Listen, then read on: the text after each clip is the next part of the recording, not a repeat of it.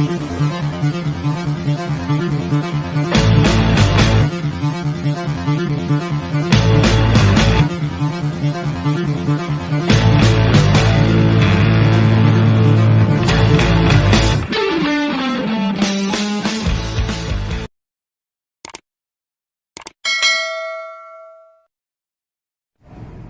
देखा जाता है कि एक बालक क्रीड़ा करते हुए खेल कूद में मस्त रहता है, किंतु ज्यों ही उसे कोई चोट लगती है उसे अपनी माँ की याद आती है।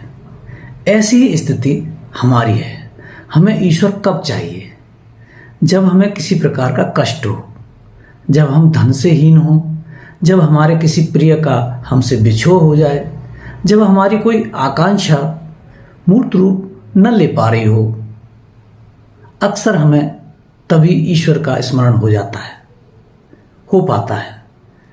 जब हम माया के अधीन होकर सुख सागर में तैर रहे हैं, तब तक हमें ईश्वर के अभाव का बोध नहीं होता है। जब समस्त जगत में थपेड़े लगने लगते हैं, हमारा सुख सागर निराशा के भंवर में बदल जाता है, तब हम ईश्वर के अन्वेषण की ओर उन्मुख होते हैं। हमें इस जगत से परे एक चमत्कारी अभिभावक की आवश्यकता अनुभव होती है, जो अपना आशीर्वाद हमें प्रदान करे, जिससे हमारे समस्त दुख दर्द किसी जादू की तरह दूर हो जाएं। मनुष्य के अंदर जो ईश्वरीय तत्व है, उसे बिसरा देना ही सबसे बड़ी भूल है। वस्तुतः ईश्वर कोई जादूगर नहीं है। अपनी प्रार्थना का उत्तर हम स्वयं देते हैं। बालक को चोट लगी, वह माँ के पास रोता हुआ गया। माँ ने मरहम पट्टी कर दी, पर उसकी चोट उसके अपने अंदर की शक्ति से भरी। यह विचार करने वाली बात है। महात्मा गांधी ने कहा है, प्रार्थना मांगना नहीं है, यह तो आत्मा की लालसा है।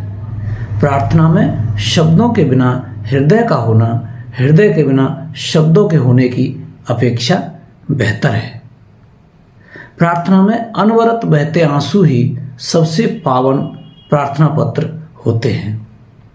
अंतिम इच्छा तो उसकी ही चलेगी कि हमें कितनी पीड़ा मिलेगी या कितना सुख। हमारा पूरा बही खाता उसके समक्ष है। सांसारिक चीजों की कामना के लिए प्रार्थना करना अपने भीतर के ईश्वरीय तत्व का अपमान है। कष्ट अधिक हो तो कष्ट सहने की शक्ति मांगनी चाहिए, न कि भौतिक लाभ के लिए विलाप करना चाहिए। क्षुद्र का विराट से मिलन हो। प्रार्थना मनुष्य को उसके इस अंतिम लक्ष्य से मिला देने के लिए होनी चाहिए। यही सच्ची प्रार्थना है। धन वैभव मांगना सच्ची प्रार्थना नहीं है।